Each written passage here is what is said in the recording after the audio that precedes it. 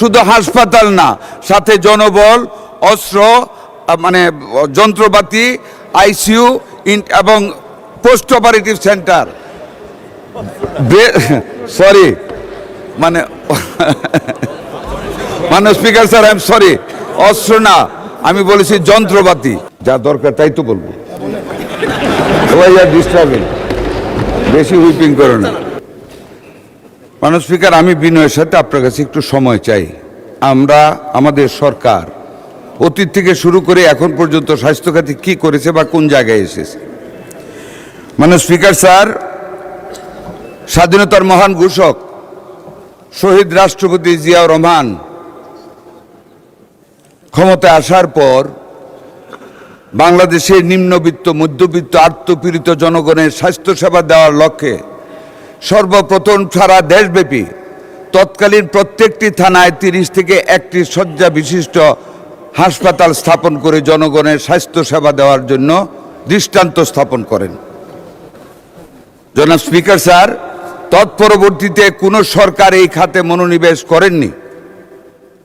1991 সনে দেশমাতা দেশনেত্রী বেগম খালেদা জিয়া যখন দ্বিতীয়বারের মতন 2001-এ ক্ষমতায় আসলেন, বাংলাদেশের মানুষের স্বাস্থ্যসেবাকে নিশ্চিত করার লক্ষ্যে সেই দলেরই প্রধানমন্ত্রী বেগম খালেদা জিয়া সারা দেশব্যাপী সকল উপজেলা হাসপাতালকে 50 শয্যায় উন্নীত করে স্বাস্থ্যসেবা আরও উন্নত করেন। মাননীয় স্পিকার, জনাব স্পিকার স্যার, একই দলের একই পরিবারের সন্তান বর্তমান মাননীয় প্রধানমন্ত্রী জনাব তারেক রহমান বাংলাদেশের সকল নাগরিকের সুস্বাস্থ্য নিশ্চিত করার লক্ষ্যে, সকল মানুষের নিকট স্বাস্থ্যসেবা আরও সহজতর করার লক্ষ্যে সারা বাংলাদেশের সকল 50 শয্যা বিশিষ্ট হাসপাতালকে 101 শয্যা বিশিষ্ট হাসপাতালে রূপান্তরিত করার ঘোষণা দিয়েছেন। মাননীয় স্পিকার, শুধু হাসপাতাল না, সাথে জনবল,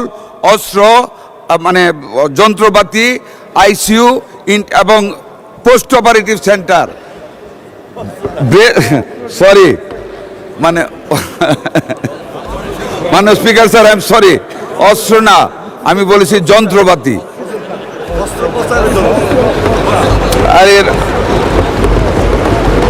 মাননীয় স্পিকার, অস্ত্র পাচারের জন্য যন্ত্রপাতি, এমনকি মাদার ব্রেস্ট ফিডিং কর্নারের পর্যন্ত প্রস্তাবনা রাখা হয়েছে। আমাদের মাননীয় প্রধানমন্ত্রী সেটা করেছেন। আমরা শুধু তাই না, সারা বাংলাদেশে 1 থেকে 2টা 1000 বেডেড হাসপাতাল with all the facilities, ICU থেকে নেওয়া, ওটি থেকে নিয়ে এভরিথিং, শুধু মহিলা এবং শিশুর জন্য 2টা স্পেশালাইজড হাসপাতাল করার প্রস্তাব করেছেন।